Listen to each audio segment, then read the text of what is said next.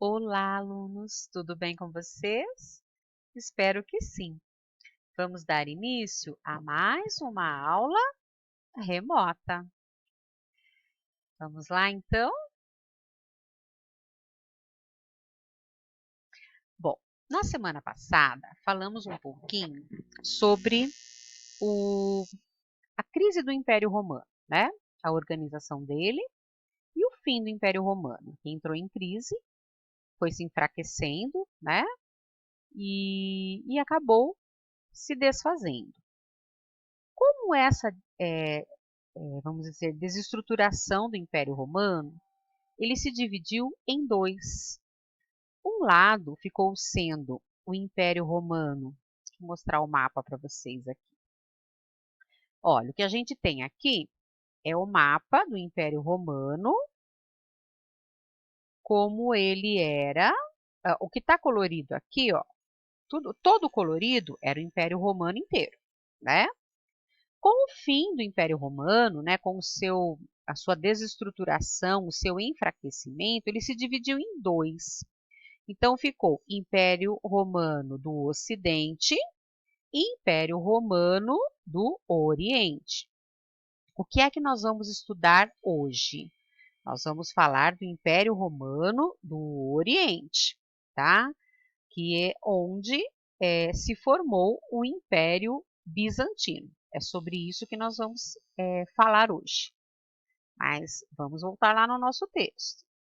Opa, errei aqui.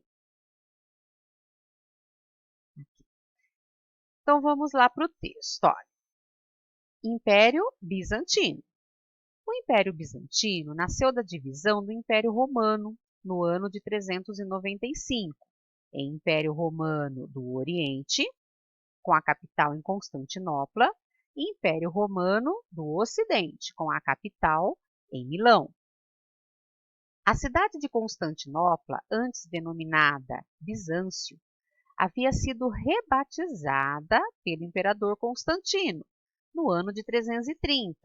Atualmente, a cidade recebe o nome de Istambul. Então, eu quero mostrar para vocês o mapa, para vocês entenderem um pouquinho sobre isso. Vamos lá de novo para o mapa. Olhe a capital, Bizâncio. Depois, quando o imperador Constantino passou a governar, ela recebeu o nome de Constantinopla. Ele rebatizou a cidade com o nome de Constantinopla.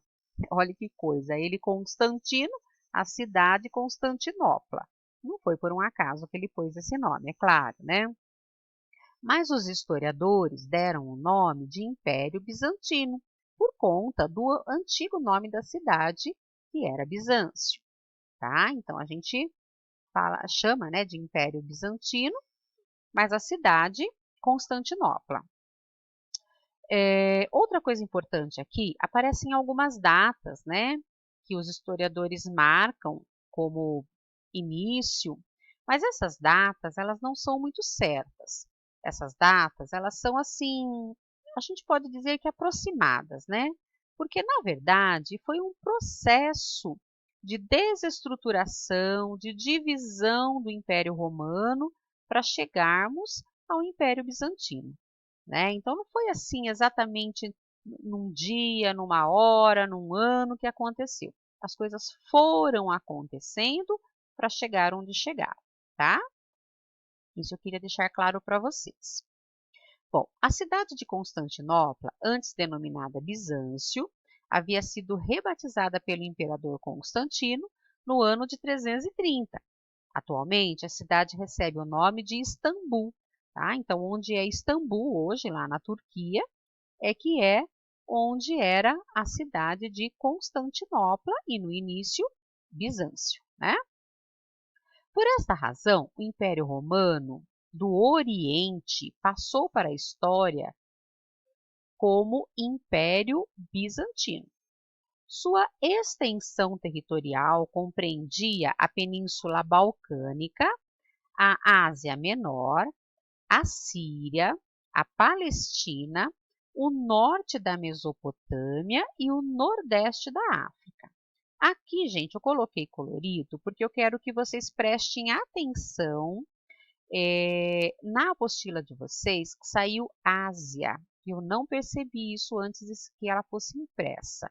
Então, eu quero que vocês consertem para mim, tirem a palavrinha Ásia e coloquem África. Porque vejam bem, eu vou mostrar lá no mapa para vocês, ó. Nós não estamos falando do nordeste da Ásia, nós estamos falando do nordeste da África, tá? Então, toda essa região cor-de-rosa é o espaço, né, que está sendo relatado lá no texto. Então, voltando, né? Península Balcânica, Ásia Menor, Síria, Palestina, norte da Mesopotâmia e nordeste da África. Enquanto no Ocidente o Império Romano desapareceu por conta das invasões de diversos povos, o Império Bizantino conseguiu manter sua unidade. Então, enquanto o Império Romano, vou voltar no mapa de novo, o Império Romano do Ocidente foi invadido por esses povos, ó, suevos, vândalos, visigotos, ostrogodos, germânicos, hunos, enfim. Esses povos, chamados de bárbaros pelos romanos, foram invadindo o Império Romano e ele se desfez.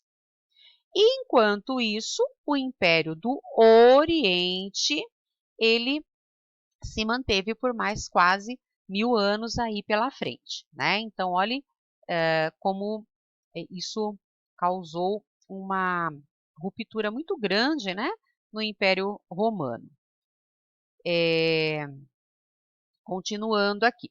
Com a queda de Roma, em 476, o Império Bizantino passou a ser o herdeiro das tradições romanas e sobreviveu mais 1000 anos. O cristianismo predominou no Império Bizantino. A igreja e o imperador se uniam no Oriente.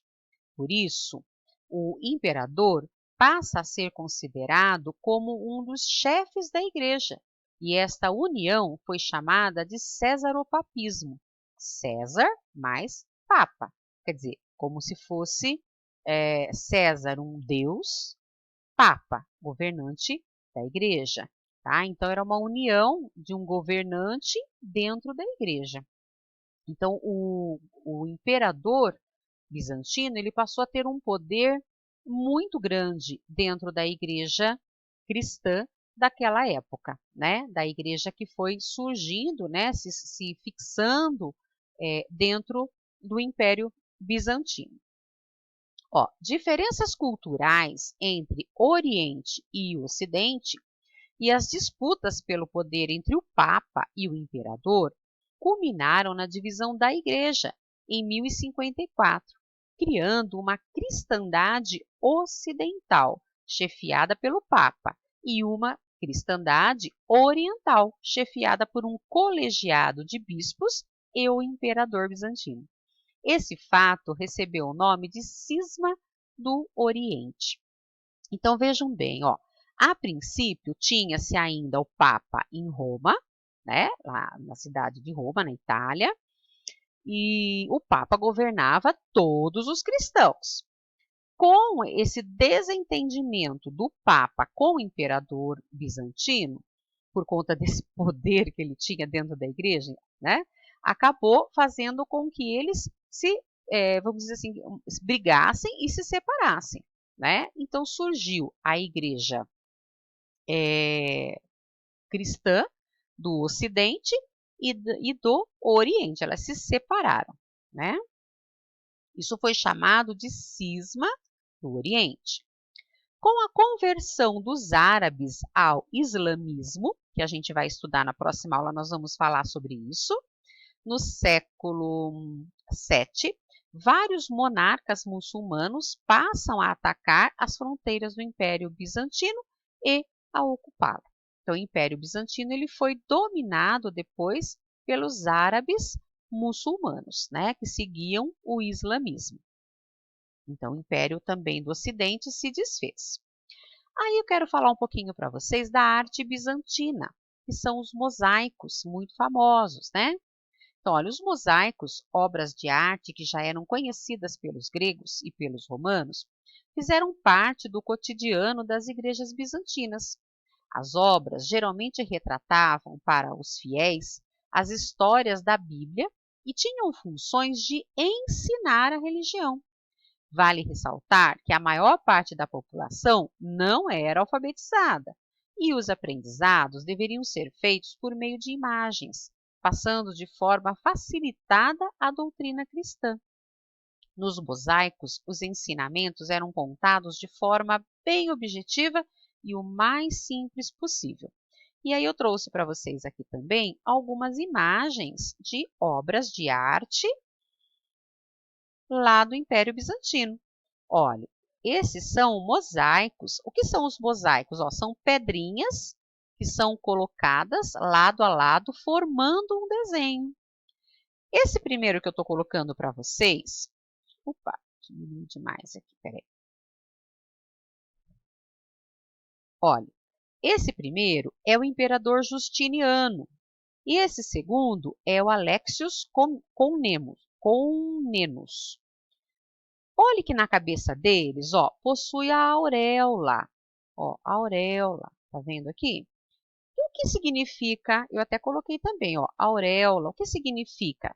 Também chamada de nimbo, é uma representação de coroa e simboliza iluminação de vida divina, o sagrado.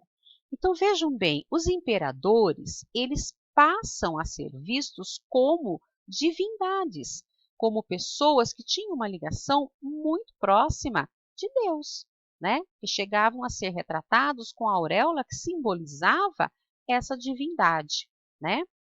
Então, é uma mistura, né, do sagrado com as coisas terrenas.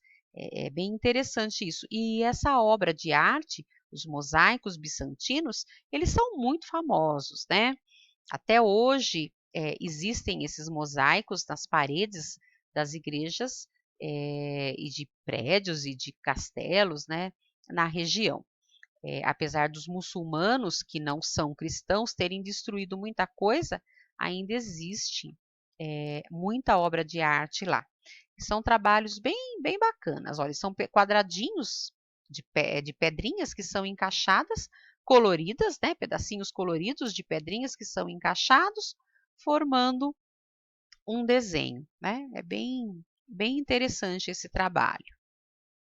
Bom, para a gente continuar, vocês têm aqui algumas questões baseadas no texto. Se for necessário, releiam o texto novamente, tá? Para vocês poderem responder. Olha, nós temos aí, são 6 questões, tá? São baseadas no texto, então acredito que vocês não vão ter tantas dificuldades para responder essas questões, tá ok? Não percam tempo, não deixem de estudar. A gente tem previsão de retorno, mas a gente não tem certeza de retorno. A gente vê que o vírus vem, o contágio vem aumentando muito com o coronavírus. Então, é muito importante que vocês não percam tempo em casa, que vocês se dediquem aos estudos, porque nós não sabemos o que será do nosso futuro. Ele é incerto, infelizmente, ainda, tá? Então, bora lá estudar, não percam tempo. Até a semana que vem com mais uma aula remota. Tchau, tchau, gente!